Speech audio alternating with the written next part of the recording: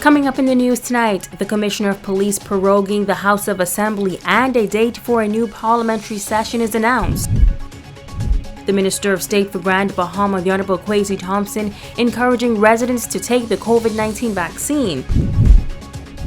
And AML Foods unveiling its newly renovated and revamped Solomon store.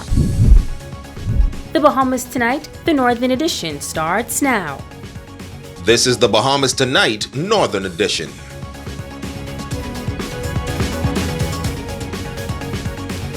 This is the Bahamas Tonight, the Northern Edition. Good evening, all. I'm Megan Shepard. Thank you so much for tuning in. Topping the news tonight, the Commissioner of Police, Paul Roll, reading two proclamations on the steps of Parliament in the nation's capital today. As Italia Hall reports, after all was said and done, a date was announced for a new parliamentary session to begin.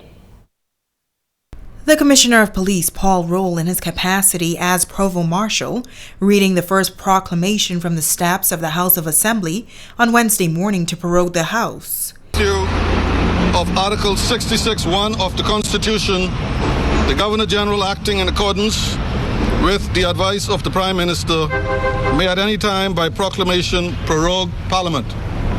Now, therefore, I, Cornelius A. Smith, Governor-General of the Commonwealth of the Bahamas, in accordance with the advice of the Prime Minister, do hereby prorogue Parliament as from the 18th day of August 2021, given under my hand and seal of the Commonwealth of the Bahamas in the city of Nassau this 18th day of August in the year of our Lord 2021, and in the 69th year of Her Majesty's reign, our Governor-General.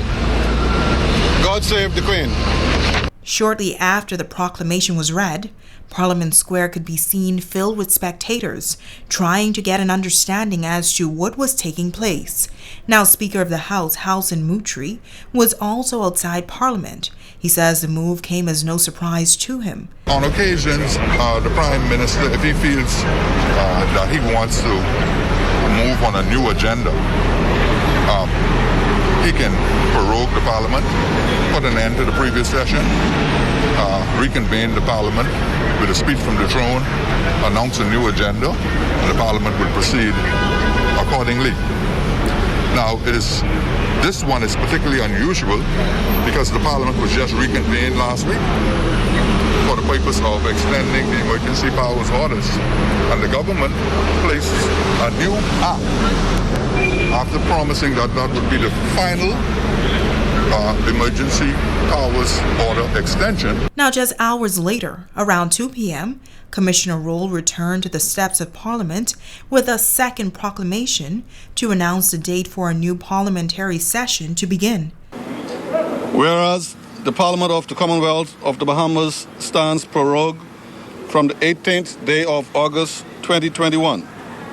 And whereas it is provided by Article 65 of the Constitution that each session of Parliament shall be held at such place and commence at such time as the Governor-General may by proclamation appoint.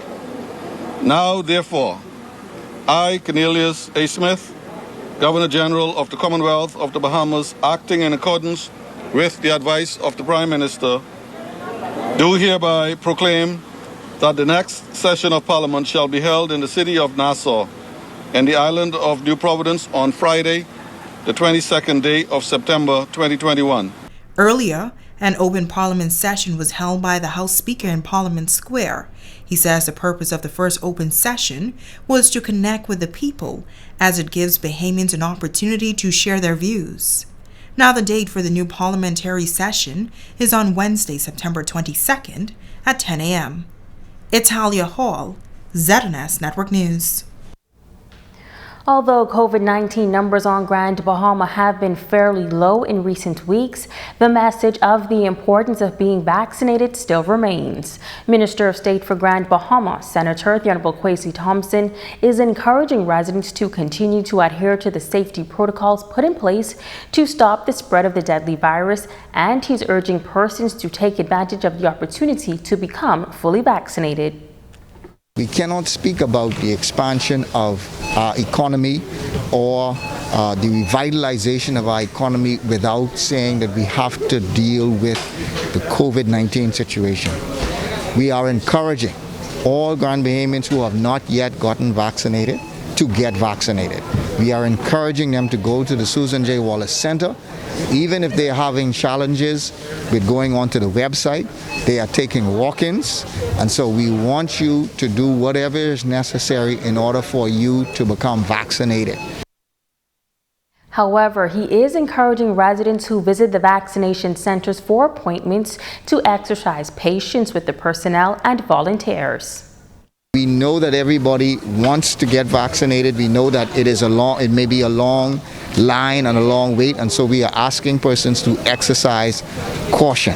But we are encouraging everyone who has not yet gotten vaccinated to get vaccinated. We cannot completely revitalize our economy without ensuring that as many of us as possible get vaccinated. Our Prime Minister has secured sufficient vaccines for the entire population. The start of the new school year is quickly approaching, and as COVID-19 cases continue to rise in the country, many parents and teachers are curious as to what the education system will look like. Tonight, the Area Vice President of the Bahamas Union of Teachers is weighing in. Area Vice President of the Bahamas Union of Teachers, Quinton LaRota, says that he has been working in tandem with the District Superintendent of Education as it relates to the opening on the new school year. He notes that last year, the island successfully undertook the challenge to embrace a hybrid face-to-face and virtual arena. LaRota says that he believes that this year will be no different. We're looking at a hybrid situation in Grand Bahama. And so I kind of anticipate that it will be similar to last year. There may be more hybridization, but I see it almost relatively the same for the most part as things were last year, with a little bit more hybrid situation, perhaps, depending on how the cases look and what the numbers are. Last year we were able to really have I would say a very successful year. And as the island continues to monitor the number of COVID-19 cases, he says the educational system is following suit. He says thankfully they have the ability to adjust to a fully virtual platform if necessary.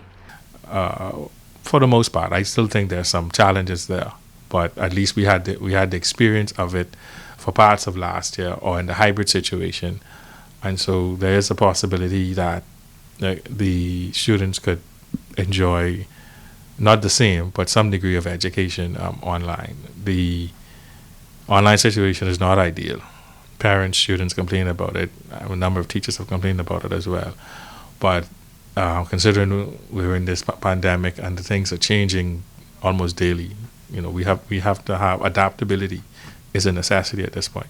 He adds that while some teachers are excited about the return to the classroom, some have expressed concerns. I've had some teachers who anticipate returning to what for them was the norm last year, and I've had one or two also contact me about they're more fearful than they was last year because they're hearing about these new strains.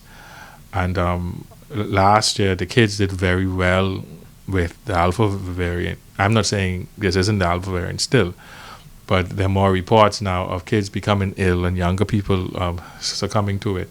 So that level of scare we didn't have last year. And as it relates to teachers being vaccinated, and as far as our members and vaccination, a lot of our members are vaccinated and some are not, and so we are not. We abide by what the Prime Minister said. Vaccinations are not mandatory. The new school year is expected to begin at the end of this month. A group of high school students who joined forces to help their peers prepare for their national examinations are boasting of the success of the program. Jamila Mizik has the details. Students helping students. That's the idea behind the program BJC Passing Score. The free online program was formed in 2020 and focuses on helping students pass their national examinations with flying colors. Head of Administration Quenisha Newman explains. If we have a student that does exceptionally well in one subject, we would allow them to lead their class sessions, and they would determine whether the students would learn via video, watching a video, doing general practice, or just going through notes and making sure that everybody understands the notes. Founder Jaden Newbold says after the passing of his late principal and teacher, he was inspired to continue to excel, and that is how the program was started. She would have instilled a lot in us. And her teaching strategies were pretty amazing, and I was like, we need to implement when we decided to go public. Now, we did not originally plan to be a big group or anything like that sort. Actually, we were just a little small group, and then we became something major at the end of it. We just started off from doing just one subject, and then we became just a big organization. So we have NASA helping us, people from NASA who's also in it. We had Eleuthera and Grand Bahama. Now we want to extend to the more islands. Now, BJC Passing Score currently focuses on 6 core subjects, including math and English. And Newbold says despite the circumstances they were faced with, participants produced great results and passing scores. Participants Victoria Patrick and Kristen Thompson say they were struggling with a few subjects, and they believe that the program helped them to pass those core subjects. They're encouraging other students to give it a try. It's not like your regular school where you would get taught a lesson, make notes, and do homework, but it's more in depth with it, where throughout the lesson, they would ask you questions, make sure you're on top of the topic that you're learning about, and make sure you get all the information you need to know for your BJCs. And it's not even just that. After the lesson, we would watch videos to help us with the topic, and we would do debating to see who knows most of the information, and do songs so we can remember what we need to know for our BJCs. Last year it was kind of difficult since the lockdowns was in operation and BJC was an open option, so I just took it. And they just teach me what I need to know and what I needed to get to pass my BJCs. And I successfully passed them, especially math. I passed math with a B.